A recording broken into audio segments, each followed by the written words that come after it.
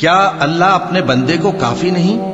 اور اے نبی، یہ تم کو ان لوگوں سے جو اللہ کے سوا ہیں یعنی غیر اللہ سے ڈراتے ہیں، اور جس کو اللہ گمراہ رہنے دے اسے کوئی ہدایت دینے والا نہیں، اور جس کو اللہ ہدایت دے اس کو کوئی گمراہ کرنے والا نہیں۔ کیا اللہ عزت والا بدلہ لینے والا نہیں ہے؟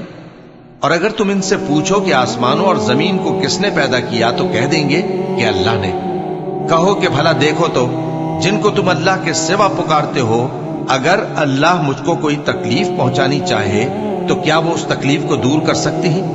یا اگر وہ مجھ پر مہربانی کرنا چاہے تو کیا وہ اس کی مہربانی کو روک سکتے ہیں؟ کہہ دو کہ مجھے اللہ ہی کافی ہے، بھروسہ رکھنے والے اسی پر بھروسہ رکھتے ہیں۔ اللہ وہ معبود برحق ہے کہ اس کے سوا کوئی عبادت کے لائق نہیں، زندہ ہے، سب کو تھامنے والا، اسے نہ اونگ آتی ہے نہ نیند۔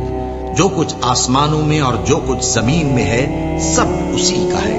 کون ہے کہ اس کی اجازت کے بغیر اس سے کسی کی سفارش کر سکے؟ جو کچھ لوگوں کے روبرو ہو رہا ہے اور جو کچھ ان کے پیچھے ہو چکا ہے اسے سب معلوم ہے، اور لوگ اس کی معلومات میں سے کسی چیز پر دسترس حاصل نہیں کر سکتے۔ ہاں، جس قدر وہ چاہتا ہے اسی قدر معلوم کرا دیتا ہے۔ اس کی بادشاہی اور علم آسمان اور زمین سب پر حاوی ہے، اور اسے ان کی حفاظت کچھ بھی دشوار نہیں۔ وہ بڑا عالی رتبہ ہے، جلیل القدر ہے۔ دین اسلام میں کوئی زبردستی نہیں ہے، ہدایت صاف طور پر ظاہر اور گمراہی سے الگ ہو چکی ہے۔ تو جو شخص بتوں سے اعتقاد نہ رکھے اور اللہ پر ایمان لائے، اس نے ایسی مضبوط رسی ہاتھ میں پکڑ لی ہے جو کبھی ٹوٹنے والی نہیں، اور اللہ سب کچھ سنتا ہے، سب کچھ جانتا ہے۔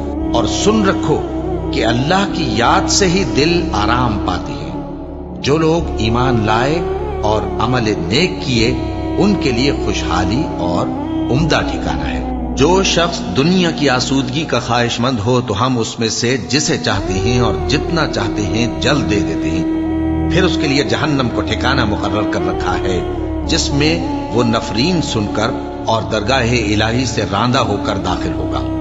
اور جو شخص آخرت کا خواستگار ہو اور اس میں اتنی کوشش کرے جتنی اسے لائق ہے، اور وہ مومن بھی ہو، تو ایسے ہی لوگوں کی کوشش ٹھکانے لگتی ہے۔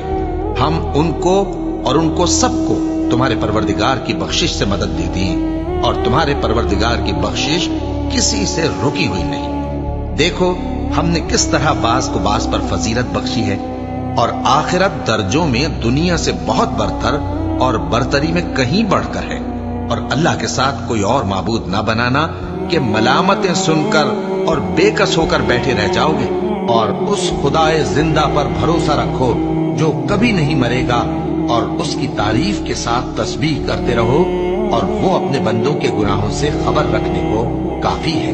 بھلا کون بے قرار کی التجا قبول کرتا ہے جب وہ اس سے دعا کرتا ہے، اور کون اس کی تکلیف کو دور کرتا ہے، اور کون تم کو زمین میں اگلوں کا جانشین بناتا ہے؟ یہ سب کچھ اللہ کرتا ہے۔ تو کیا اللہ کے ساتھ کوئی اور معبود بھی ہے؟ ہرگز نہیں، مگر تم بہت کم غور کرتے ہو۔ اے پیغمبر، میری طرف سے لوگوں کو کہہ دو کہ اے میرے بندو، جنہوں نے اپنی جانوں پر زیادتی کی ہے، اللہ کی رحمت سے نا امید نہ ہونا۔ اللہ تو سب گناہوں کو بخش دیتا ہے، بے شک وہی تو ہے بڑا بخشنے والا، بڑا مہربان۔